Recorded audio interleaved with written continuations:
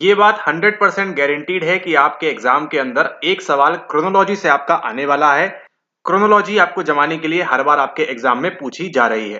ठीक है, यहाँ पर देखिए बात कर रहे हैं हम भारत में मनोविज्ञान। ये कहाँ से आ रहा है? ये आ रहा है आपकी अगेन यूनिट नंबर 1 से। सो यूनिट नंबर 1 इंपॉर्टेंट है। 2019 से लेके 2024 तक हर पेपर के अंदर आपको एक ना एक क्रोनोलॉजी संबंधित सवाल हमेशा पूछा गया है।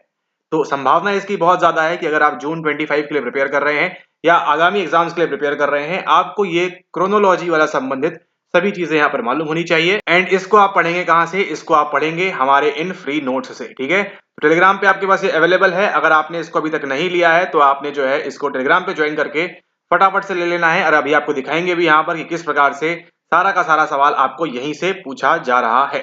ठीक है, ओके स्टार्ट करते हैं। देखिए क्या बोल रहे हैं, ये आपको पहले बताया भी हुआ है। यहाँ पर in terms of professional development in the field of psychology in India arrange the following in chronological order based on the year of establishment. यानी पहले क्या स्थापित हुआ, फिर क्या स्थापित हुआ और उसके बाद क्या स्थापित हुआ, उसके बारे में आपको ध्यान रखना है।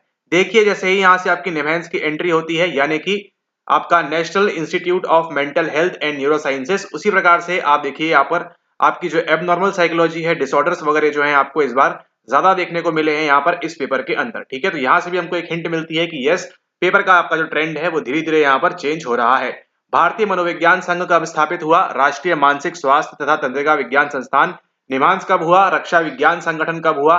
भारतीय अनुप्रयुक्त मनोवैज्ञानिक अकादमी IAAP, ये आपको ध्यान रखना है। और NAOP ये कब स्थापित हुआ, इसके बारे में हम बात करते हैं। ठीक है, ओके सबसे पहले देखिए यहाँ पर इसका जो सही आंसर है वो क्या है। आपको केवल अगर इतना सा पता होता कि अगर आपने प्रीवियस लेक्चर्स में देखिए, आपको फ्री नोट्स जो पहले भी शेयर किए हैं वहां भी इसका आंसर उल्लेखित है। ये आता है आपका 1924 में।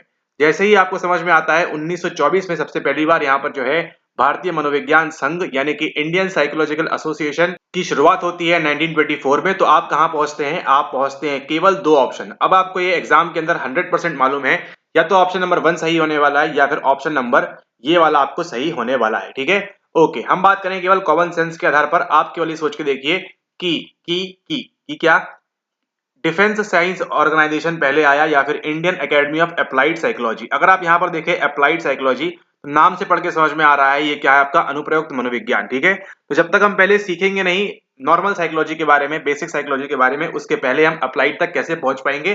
थोड़ा बहुत भी अगर आप इस प्रकार से कॉमन सेंस लगा पाएंगे तो आप इसको भी एलिमिनेट कर देंगे और उस हिसाब से सही आंसर क्या निकल कर आ जाएगा आपका ACBDE। ठीक है,